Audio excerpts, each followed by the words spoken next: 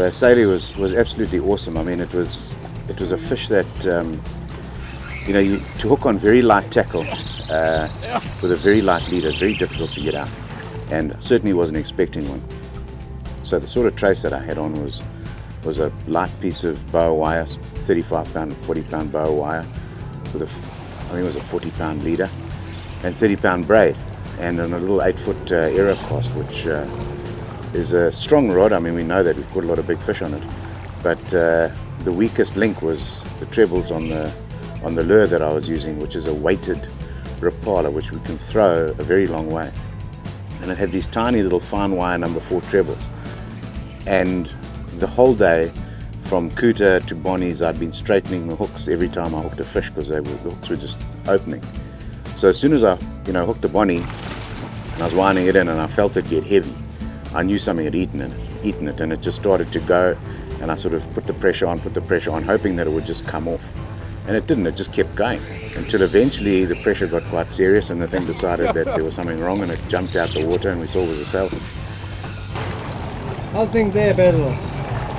Headless, hot, and tussling. Things are working out for you, man. Things are working out. We're just sailing around here.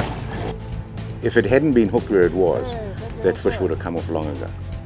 Unfortunately, I still had that little piece of wire on after catching the Kuta. I thought I'd leave it on, and I think that took a lot of the abrasion from the fish's mouth and the gill, I mean the bill. But both of the trebles were firmly just on the bottom of in the soft stuff, just at the bottom of its mouth.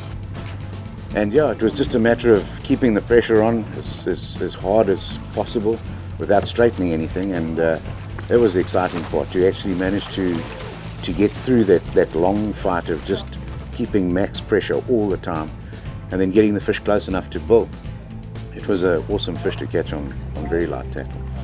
Every sailfish that I've caught has been on Kuta tackle, and it's been pretty much a one-sided fight. With that fish there, the odds were definitely in his favour.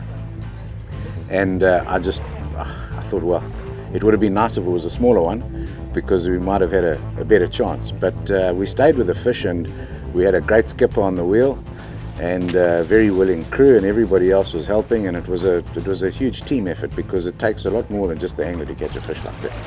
After a long fight like this, it is critical that the fish is revived properly, taking as much time as is needed to ensure it has sufficiently oxygenated water running through its gills. A sign of a strong kick in its tail is a signal that it's ready to go. Beautiful. Get a shot.